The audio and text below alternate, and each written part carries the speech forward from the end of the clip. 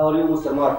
Very well, thank you. Very good to see you, Saeed. فالنهارده بنتكلم على أهم الخامات التعدينية في مصر، ومعانا سؤالي هنسأل مستر مارك عن أهم الخامات التعدينية في مصر. Well, I think that we have to step back from what is specifically the most important mining of minerals we have.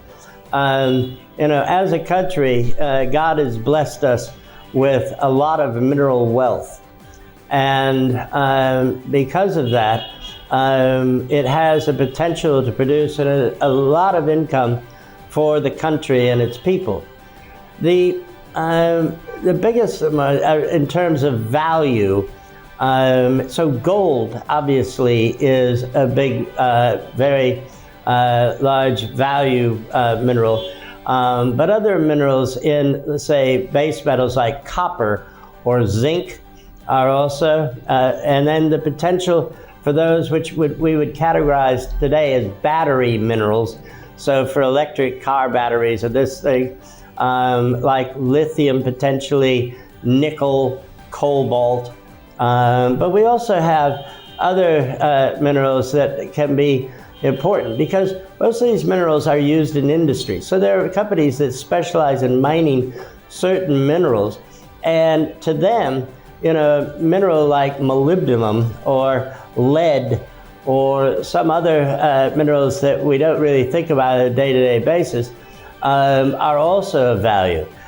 There is the potential for rare earths.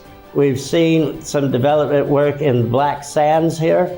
And again, these can offer a lot of potential. So can phosphate, which we know we have here, but there's the potential for potash.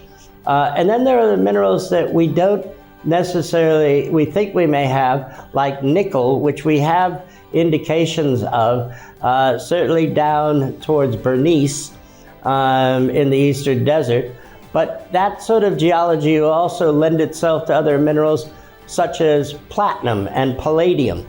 But we haven't actually done enough work on some of these minerals to tell whether they have here. So a lot of what we have at the moment is actually some very good high value minerals. We've also in the past mined things like tungsten here.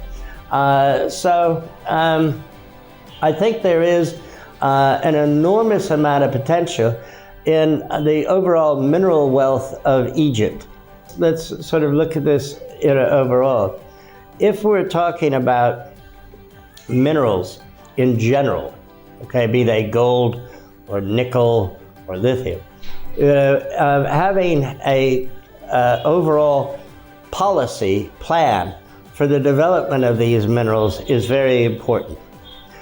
And also too, is that as I said last year at the Egypt Mining Forum, we need to have the Geological Survey, EMRA today, to go and start to look for the potential, understand the geology of Egypt overall, and what minerals we do have here, because some we won't have, but we have to see what we do have. And this is very important for moving the industry in general, all minerals, forward. Now, we've talked with the government, I've talked with them for several years about lithium. They've asked about lithium. And as I said, the most likely place that I could think of in Egypt that we'd have lithium would be in the evaporated lithium salts, that potential evaporated lithium salts down around Lake Karun in the Fayoum.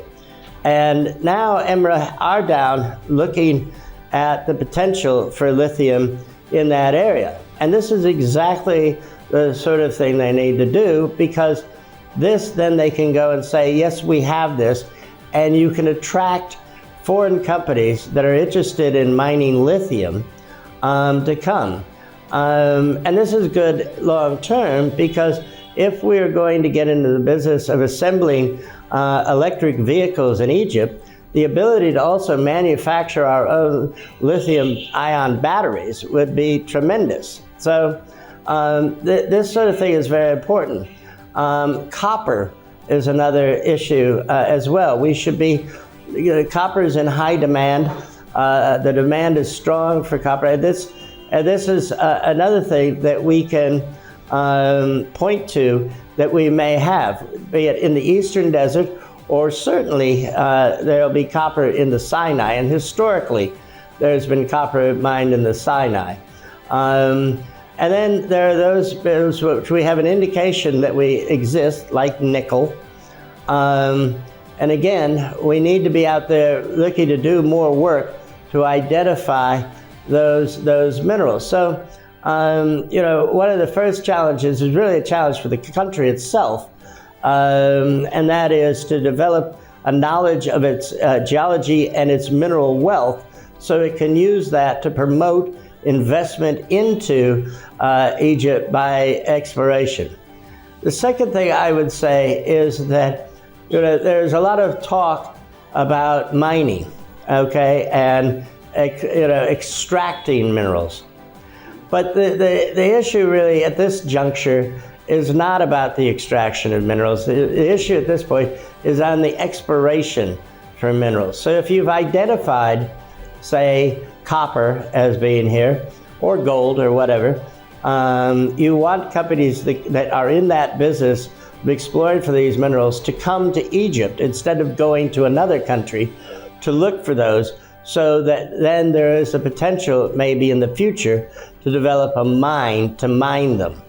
And so that's another issue. We have to focus on exploration. It's too early to talk about mining. Mining will come much later. And one of the problems that poses is because of the long time it takes, we need, the sooner we do this, the faster we'll develop a mine. Well, I think that we have to have more bid rounds in general. I think we need to move faster. We had very successful bid round in 2020, attracting companies such as us, Lotus, Barrick, Centamin, B2 Gold. And this is very successful. And then due to COVID and other issues at the time in the world, the 2021 bid round had a bit of less of attraction, but not because they didn't like Egypt, but there are other things that distracted people. But it still was a successful bid round. And I would say that one of the issues that we have to deal with is this idea that if there's only a single bidder for land, that it's not awarded. That's completely the wrong way to look at this. If there's only one person that wants that land, give it to them, okay? Because you want them to come and spend money on. Don't turn around. We had a situation, 2020 bid round, where there were 20 blocks unawarded because of the fact there was only a single bidder. Well, if you have a 2-year expiration period, that's a loss of $40 million in rent. Forget about any work that's been done. You've just lost $40 million in rent for 2 years. So, and it also puts off people. If they think that they're going to be the only bidder and they won't get it, why bid in the first place? So these are issues that, we have to address to make it attractive for people to come. Whether you separate, the reality is, geology does not work like this. You don't have an area, a square area, and the only thing in there is gold. And next door there's another square area, the only thing in there is nickel, another square area where the only thing in there is copper. The geology, the minerals are all mixed together in many ways, and so you don't really know when you start off what necessarily may find. You may start off looking for gold, and it turns out that you have far more silver, or you have far more copper, or whatever it is. Well, if you have more, you can develop the copper, even though you set out to do gold, and you could use the gold that is there to offset your cost of mining copper. So, it's not really a bid round for a mineral.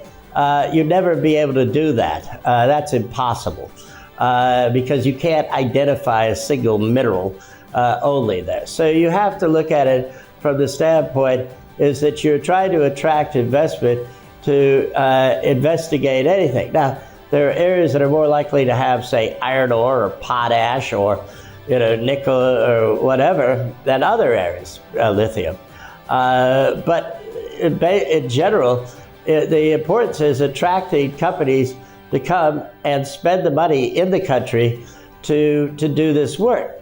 It also provides very rapid data for EMRA to use in the future, and in its work in understanding the geology of Egypt, because the companies have to come and they build up all this data from the work they've done, be it just physical exploration, geophysics, drilling, and this all goes back to EMRA and goes into their database about Egypt. So and they don't pay for it. It's a very good way of doing it. No, we should have more. If EMRA still has 275 untaken blocks in the Eastern Desert, we should be looking to get people in there. We have some good names here in Egypt, but we have very few. We should have 100 companies working here in Egypt, spending money looking for things. And so, the importance is to get those blocks taken up, but we should be having blocks, bid rounds every, 3 months, 6 months, until we do this. And the same for Shalatine. I mean, we're waiting on the Shalatine bid round. We have no idea whether it'll come next week, it'll come next year. And yet, these are big blocks that, we want to, get people to come in and invest in and to do it. So we need to move faster. We're too slow, and so we need to speed this up in terms of getting these bid rounds out. Well, again, it depends on, demand and the value of minerals. But gold is, valuable. Silver is valuable here. Copper, zinc. Let's face it, all minerals are valuable to somebody, okay? Some have more of a larger market value. A lot of this has to do with the difficulty in finding them. Gold is expensive because gold is very hard to find. You can find little bits of gold everywhere, but to have enough gold to spend the money to build a mine is very small. So, in Egypt, out of all the people that set out to find a gold mine here, maybe 1 in 20, 1 in 50 will ever find a real gold mine because of the rarity of it. But things like copper are important for industry. Zinc is important for industry. Nickel, we believe that we do have nickel here. So, nickel would also be a value product. Lithium would be a high value product at the moment. Cobalt. But then there are also strategic minerals like tungsten or tantalum. We know we have tantalum here. And one other thing I would say is that we have to keep in mind that because of the geology of Egypt, we have the Eastern Desert, the Western Desert, of course, but then on the other side of the tectonic plate fault that runs through the Gulf of Suez, the geology of Sinai will probably be more like the geology of Saudi, okay? And the president was talking the other day about the need to develop the Sinai and the economics of the Sinai and all that, and he's right. And the Sinai offers an enormous amount of opportunity of mineral wealth. Things like manganese, certainly copper. Even all the tools that were used to build the pyramids were copper from the Sinai. So there's no doubt that it has huge potential mineral wealth as well. In the past, we have historically mined coal there up in the north. So it does have the mineral wealth. It just needs to be developed. And I think this is an important issue as well. Well, no, I don't. But it's an interesting point, because what you're talking there a bit is about, I think you mean, is the mechanisms of the Earth. And of course, in Egypt, we have minerals that have been formed through various events that have happened over, millions, hundreds of millions of years. And one of those is volcanic activity that has occurred here in the past, okay? And so in that regard, the mechanisms, the Earth mechanisms are obviously important, but they take, in geological terms, they take a very long time. So, it's not necessarily that we're going to see the results of any of the activity in the next, 10 billion years maybe. So, but it is important that we understand how those geological mechanisms, whether it was when Egypt was covered with sea, or when it was volcanic activity, because a lot of these at one point was seafloor. So understanding this, it helps us to understand the geology of Egypt, and understanding the geology of Egypt, and understanding how Egypt was formed geologically is very important for the exploration of minerals, because it will tell us a lot about what deposits are there, how they were formed, what we potentially could have, what we potentially might not have in terms of mineral wealth. So that study, which is the responsibility of EMRA, to understand the geology of Egypt in detail and how it was formed, is of course crucial. Now, as I say, it's an earth mechanism, okay?